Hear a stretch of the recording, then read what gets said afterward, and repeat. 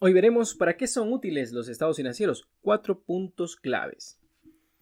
Este tema es importante ya que debemos entender las razones de un lenguaje universal. Los beneficios de conocer esto es que seremos conscientes de que las fronteras de la información son invisibles, ya que hace mucho tiempo la globalización permitió de que muchas empresas rompan las fronteras, se vayan a otros países y es necesario comunicarse de un lenguaje contable similar, el lenguaje de los negocios. Los 4 puntos claves que vamos a ver son los siguientes. El primero, ¿por qué existe este lenguaje universal? El segundo, ¿qué pretende este lenguaje universal? El tercero, la globalización. El cuarto, conciliación con lo local. ¿Por qué existe este lenguaje universal? En la actualidad nos encontramos en la cuarta era de la revolución, la cual es la información. Tenemos información disponible en nuestro computador, teléfono de forma inmediata. Pero hace ya mucho tiempo que las empresas rompieron fronteras y se hicieron multinacionales, extendiéndose a muchas localidades a nivel del mundo.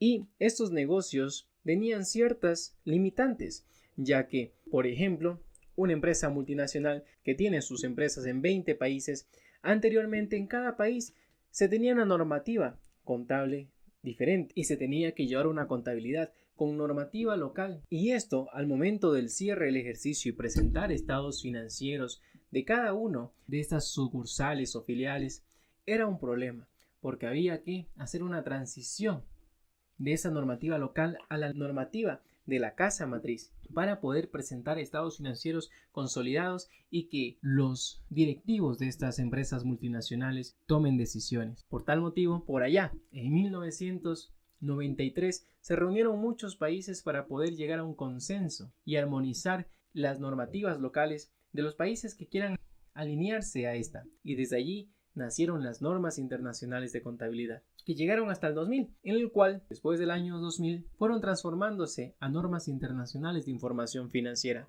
porque además de ser contables, es la información financiera que se muestra en los estados financieros. Con esto podemos concluir que la razón de que exista este lenguaje universal, que es la normativa contable internacional, es para facilitar el lenguaje de la presentación de estados financieros de una empresa en un país de Sudamérica y en un país de Asia, sea el mismo tratamiento contable y que las empresas puedan analizar mucho más a estados financieros de otras empresas que están en otros continentes, rompiendo estas fronteras ilimitantes y haciendo más fácil el hacer negocios y entender el lenguaje de estos negocios a empresas de otros países. ¿Qué pretende este lenguaje universal? Es armonizar la información, de que se pueda tomar decisiones de forma más fácil, de tener un lenguaje único, ya que con este lenguaje único y teniendo criterios iguales podemos realizar muchos análisis para la toma de decisiones, para poder exportar o importar productos y servicios. El punto número 3 que hablábamos de la globalización. El tener un lenguaje único permite rendir cuentas desde las filiales, sucursales a su casa matriz, permitiendo a esta casa matriz tener mayor confianza y control y que se puedan expandir en cualquier otra localidad. El tema de la globalización también es interesante para el profesional que crea y prepara estos estados financieros, el cual está preparado con esta normativa contable en trabajar en diferentes países en los cuales se apliquen la normativa contable internacional.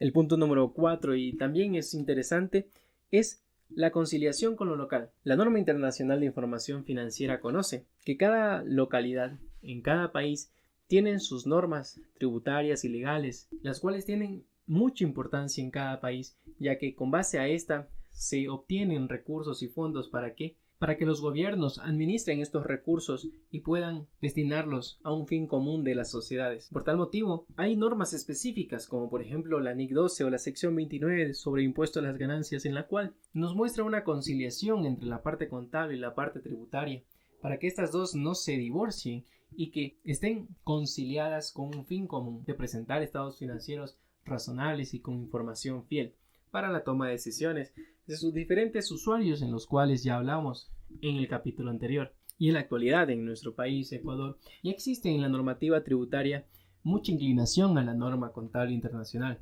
ya que los impuestos se pagan con base a las transacciones contables. Por tal motivo, aparte de que la normativa tributaria nos permite hacer una conciliación entre lo que para la normativa tributaria considera como un gasto deducible, un ingreso exento, también nos permite hacer una conciliación. Eso se lo consideraría como un impuesto corriente, pero también nos hace una conciliación para los impuestos diferidos, que es la diferencia entre la parte contable en el marco de las NIF y la parte tributaria en el marco de la normativa legal de cada país. Por tal motivo, los estados financieros son útiles tanto para la toma de decisiones de los usuarios de los estados financieros, y estos son útiles también para la toma de decisiones de usuarios que se encuentran en otra localidad, en otro país, para poder también tomar sus decisiones de inversión, decisiones de financiamiento a otras empresas. Los estados financieros son útiles para el cálculo de impuestos a la renta. Los estados financieros son útiles como soporte y confianza de que van a existir flujos de efectivos futuros para mayor confianza de los financistas, como son las entidades financieras, entre otros. Los estados financieros en su conjunto permiten tomar decisiones, ya que existen 4 estados financieros, el cual se denomina el primero, estado de situación financiera; el segundo, estado de resultados integrales; el tercero, estado de cambio en el patrimonio; el cuarto, un estado de flujo de efectivo; y el quinto, que son las notas a los estados financieros. Este conjunto de estados financieros que forman el paquete completo de estados financieros ayudan a que un usuario externo tome decisiones, ya que estos estados financieros fueron preparados con propósito general para un sinnúmero de usuarios de los estados financieros que pueden estar en el país local o en cualquier otro país, pero que tienen que tener un entendimiento claro sobre estos estados financieros. Deben conocer algo de negocios para poder tomar decisiones con base a estos estados financieros. Por tal motivo, cada uno de estos estados financieros muestra algo interesante, como por ejemplo la situación financiera está en el estado de situación financiera, la posición, cuáles son sus activos, sus pasivos. Tenemos el estado de resultados integrales, que anteriormente se le llamaba el estado de pérdida y ganancias. Este estado financiero muestra el rendimiento económico de la empresa. El estado de cambio en el patrimonio muestra la evolución de ese patrimonio. El estado de flujo de efectivo muestra el origen y el uso de este efectivo en diferentes tipos de actividades, de operación, de inversión, de financiación. Y por último, las notas a los estados financieros muestra movimientos, detalles, información adicional que es necesaria incluirla para que el usuario tenga un entendimiento completo del conjunto de los estados financieros.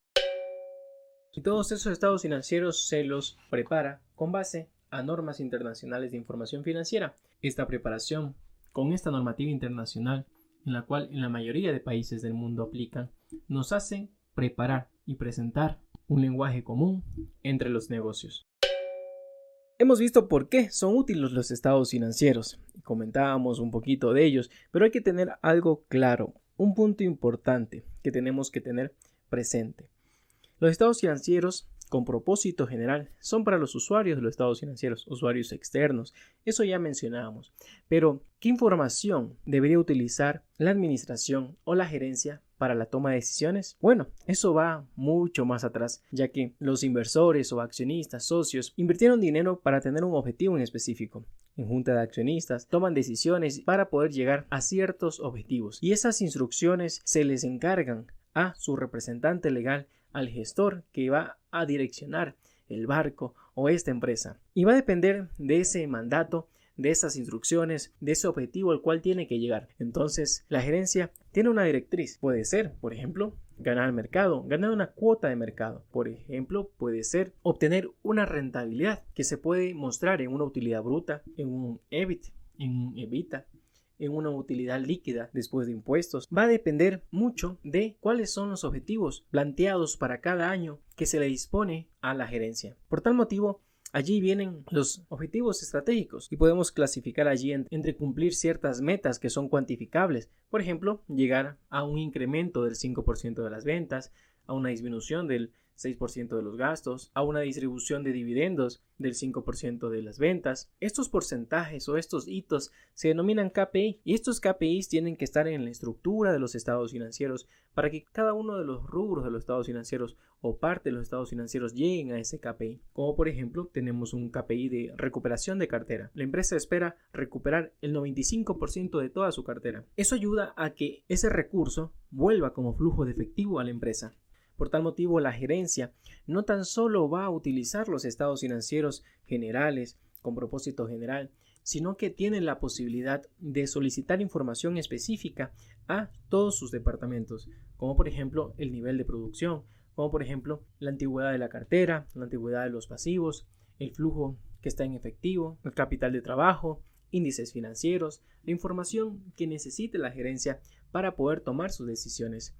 Normalmente esto lo realiza la propia gerencia. Determina de acuerdo a sus habilidades o a su conocimiento de gestionar qué información es útil para él para tomar decisiones, y de esta manera debería apalancarse con su departamento contable para solicitar información específica, no tan solo estados financieros, sino información específica para la toma de sus decisiones, ya que para la ejecución de una estrategia y poder medir el cumplimiento de metas se debe realizar en los periodos más cortos posibles. El obtener un flujo diario suficiente para cubrir las obligaciones. Esa información no espera hasta fin de mes o esa información no espera hasta fin de año de lo que ocurrió, sino que esta información es necesaria para la toma de decisiones de periodos muy cortos, diarios, semanales, para que el ciclo de operación de cualquier negocio sea lo más corto posible y que esa rentabilidad vaya quedando en la empresa. Tener la información oportuna ayuda a que los negocios tengan el flujo necesario para su crecimiento. Pero esto ya lo abordaremos en capítulos posteriores. El tema es de plantear una misión, una visión, cuáles son los objetivos estratégicos, cómo llegar a las metas específicas,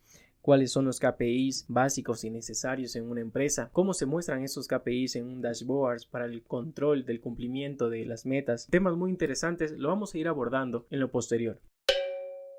Con esto queremos puntualizar de que los estados financieros es la carta de presentación, es el lenguaje en el cual nos vamos a comunicar con otras empresas, pero para la toma de decisiones, el logro de objetivos, llegar a unas metas, necesitamos información interna que requiera la gerencia para la toma de decisiones. Como es de nuestro conocimiento, la mayoría de empresas son empresas familiares, son empresas que iniciaron personas y que esas personas lideraron estas empresas y se convirtieron en gerentes, en gestores. Pero es muy conocido que la mayoría de empresas son lideradas por personas que quizás no tuvieron una base teórica de aprendizaje para poder gerenciar su negocio, sino que de acuerdo a la práctica, de acuerdo al día a día, fueron moldeando su forma de hacer negocios. Por tal motivo es el porqué de este podcast, de poder compartir un poco sobre la parte teórica de la contabilidad, las finanzas, la administración y también las experiencias que hemos tenido sobre esta. Adicional, el cumplimiento de las obligaciones tanto con los órganos de control. Es necesario tener un conocimiento claro del porqué de muchas de estas temáticas.